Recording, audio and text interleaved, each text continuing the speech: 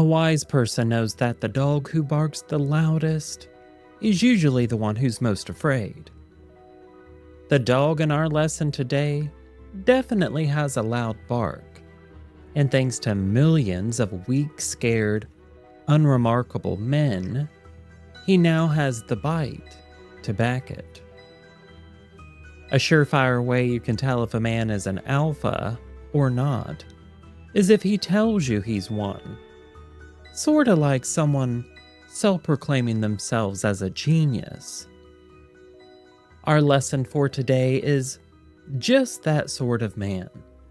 One who is increasingly dull, embarrassing, and quite frankly, pathetic. His name is Emory Andrew Tate, and he claims to be just the top specimen of an alpha male. And for my vast experience with men, he seems much more like a titty baby. I've learned that most of them are just scared and lonely, but I've also realized how dangerous they can be when emboldened by men like Emory Andrew Tate, the man who said that victims of SA should bear some responsibility for it. Utterly deplorable. Magic mirror on the wall. Who is the most rotten one of all?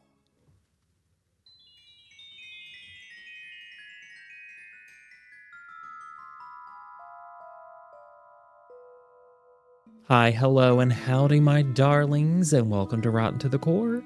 It is I, the not-so-evil queen, Ravenna Revenge, and I'm thrilled to have you join in on my lessons. Here we use my magic mirror and a touch of humor to delve into the lives and actions of some of the worst people in our past, and now our present, all to find lessons out of their mistakes and actions that we can use to benefit society today. I think each one has something valuable to teach us, and quite frankly, all of the bad stuff they do makes me feel really good about my life choices. To me, it's easy to be a decent human being, but that seems nearly impossible for men like Emory Andrew Tate. Let's see if we can learn why, shall we? Andrew's early life was similar to my own. His parents met in Britain where his dad, who worked for the U.S. Air Force, was stationed. Around the time Emory came about, they moved to the U.S. to raise their family. Within a short time after moving, though, his parents decided to divorce, which is common. I couldn't find the reason why, but if his dad is anything like a son, you can take some guesses as why his mom would leave. After the divorce, Emory's mom moved her children back to the UK, where they are said to have experienced poverty. In an interview, Andrew said that they would go to KFC to gather scraps of leftover chicken that other people didn't finish and freeze for other meals. To Emory, physical appearance is a priority, and there's nothing wrong with that. He went into professional kickboxing as a hobby, and he has won 4 world champion titles in that sport. And if you're a straight man, I'm sure that's mildly interesting. All of his notoriety he gained during kickboxing did help him out, though. It got him a prestigious spot on the show Big Brother UK, which I didn't know was still around until recently with that stuff with JoJo and that old man.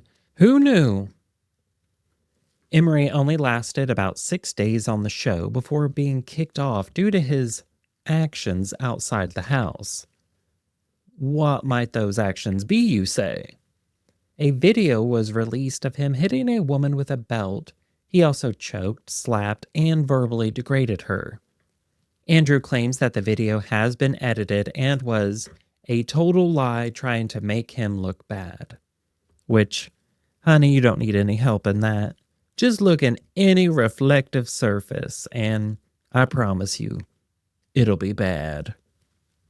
Do y'all remember that public feud he had with Greta Thunberg on Twitter? You know, that climate change activist who's just trying to help humanity and, I don't know, give us a future for future generations to enjoy the earth. He began attacking her, talking about his cars and blah, blah, blah, blah, grown man attacking a young girl. But she didn't need any backup. She wiped the floor with his ass. And it was so satisfying to watch. You go, Greta. In another interview on YouTube, Emory said he was absolutely a misogynist, a realist. And when you're a realist, you're sexist. There's no way you can be rooted in reality and not be sexist. He also said that women are intrinsically lazy and that there was no such thing as an independent female. Miss Independent.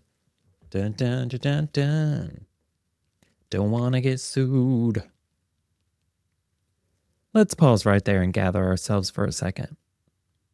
He claims to be a realist rooted in reality. Honey, if that were true, you would not be calling yourself an alpha male. You'd be off being an accountant somewhere with your bald ass. I would realistically call you a scam artist. Andrew's Hustlers University, which is the most attended online university in the world, ain't nothing but snake oil, honey. He takes advantage of primarily young men to pay him monthly to learn how to be an alpha male surrounded by women, cars, and money.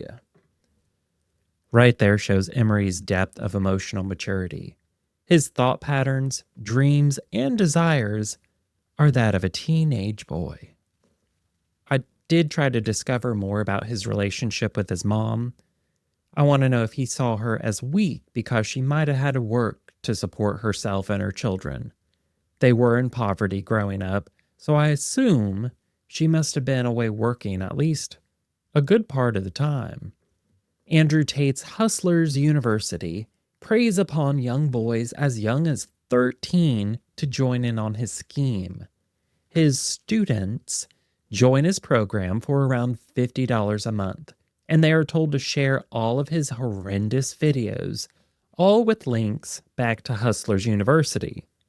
Then, when someone joins using their link, the male who shared it gets 40% of their $50 monthly fee.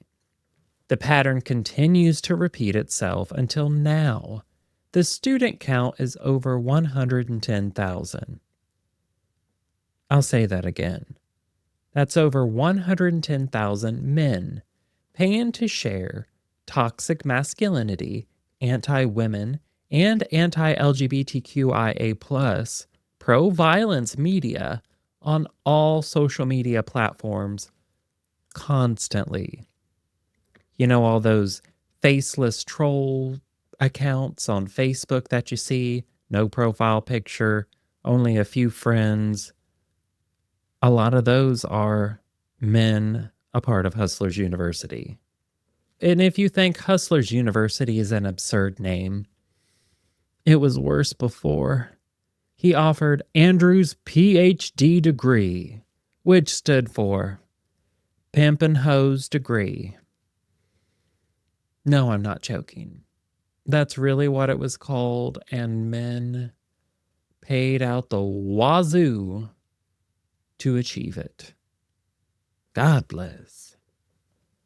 Even when Andrew was banned from TikTok, Instagram, Twitter, and Facebook, it didn't matter because he had a literal army of mindless followers sharing his message. Another thing I find bizarre with all of this is his desire to help men escape the matrix of a 9-to-5. But he is brainwashing them into joining his cult and increasing his net worth. Fellas, I'm going to give you some advice. If a wealthy person says that they can show you how to get rich and successful and charge you to do it, it's a scam. Dear Lord. Hey, anybody out there selling them patches, the Leah Sophia jewelry, the leggings, or any Tupperware pyramid scheme, you're missing out on a lot of gullible men enrolled in this hustler's university. I got a bridge I'll sell ya. Sadly, being a pompous asshat isn't the only thing Andrew is under investigation for. Along with that surfaced video of him hitting the woman with the belt, there are also multiple claims by other women that Andrew Tate physically assaulted them.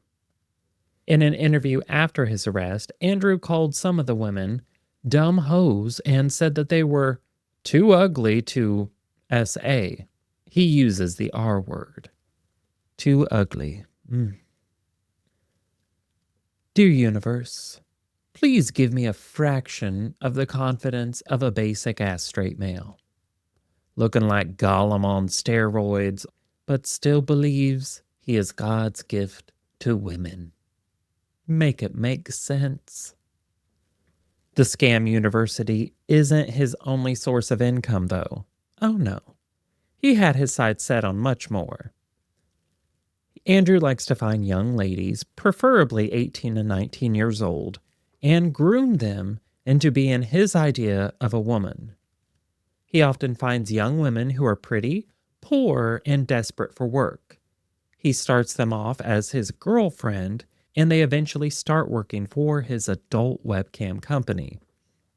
This is where him, his brother, and those among his inner circle have faced multiple charges of human trafficking because they find these young women in multiple countries and then pay to have them come live on Andrew's compound. It's literally human trafficking, grooming, and sexual exploitation. I've seen videos of him in his compound when he still had it, and it was basically what you'd imagine. Think rich frat guy who got a hold of daddy's credit card, and you've got it. There was a sword, neon lights, protein supplements, shiny cars, and lots of empty gray space. Alongside all that were barely dressed women working as sexual servants for Andrew and his circle. They were not allowed to speak or even look at other males as they cooked, cleaned, and tended to the men. I think this is what makes me sad out of all this. The men who fall for his schemes, I can understand. There's a lot of incels out here looking for a way to be an alpha. But I hate seeing these young women being taken advantage of.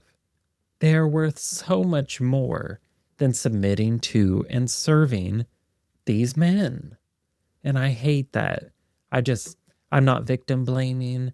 I just wish more than anything that they could see their potential and their worth. Oh, please let us see it.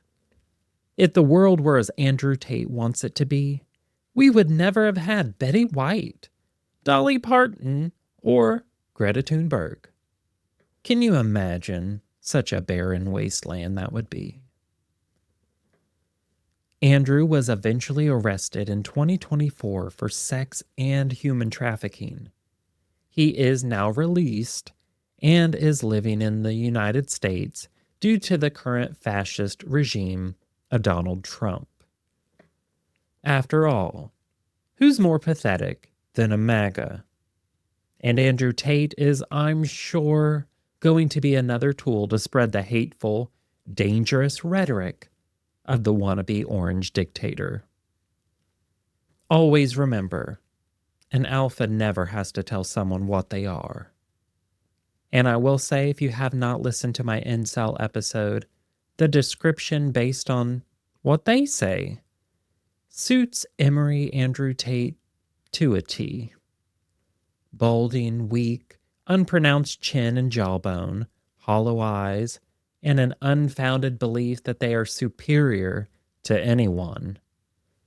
After enveloping myself in his world this past week while researching, I watched him in interviews, court hearings, personal videos, and of his old compound home, and I just can't for the life of me understand how anyone believes or follows him. Within the first few minutes of the first video, I saw right past that character he portrays. and all I saw was a scared little man who wants women to be his mommy, a lot like all of his supporters. On that note, go to therapy, people, especially any men who listen to Emory Andrew Tate. You're better than that. And quite frankly, I'm disappointed in you.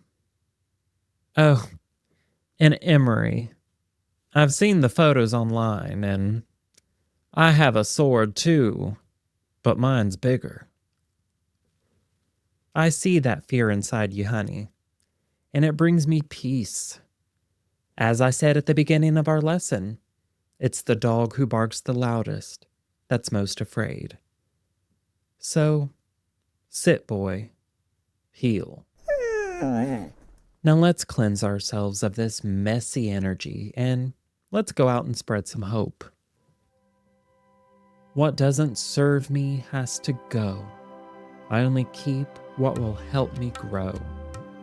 Lessons come and lessons go, and from our rotten past, we now know.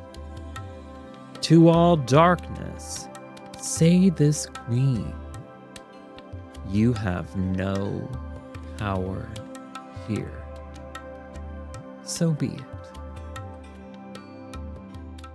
Thank you for supporting Rotten to the Core. Let's catch up again next time. And in the meantime, be happy, find peace, and don't hurt anyone.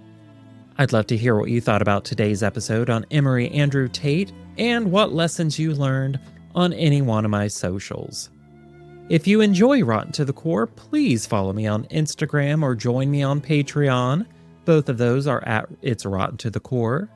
My TikTok is at Rotten in History. And if you're on YouTube, hit that like and subscribe button to keep up to date on our lessons and see what makeup I mess up on that day.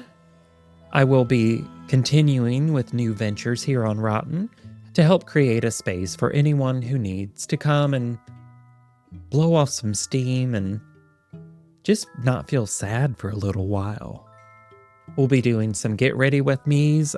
I filmed my first one today for this look, and you can watch how I turn into the not so evil queen. I'm also going to be doing some Rotten Reddit readings, so if you see any rotten people on Reddit, please send them to me and I will include them in our episodes. And I'm going to be bringing back Behind the Mirror on Patreon. I'm going to start doing some tarot and pendulum readings on there as well, and we can play games, and I just want to make it fun. Let's have some fun, guys. We need it. So join me here on Rotten to the Core again next week, and let's turn our fears into joys. It was great spending time with you today, my darlings. Have a great week ahead of you. Bye. Rotten to the Core is researched, written, filmed, and edited by me, Josh Waters, and produced by Black Label Podcasts. I also do the wig styling and makeup for the not-so-evil queen character, Ravenna Revenge.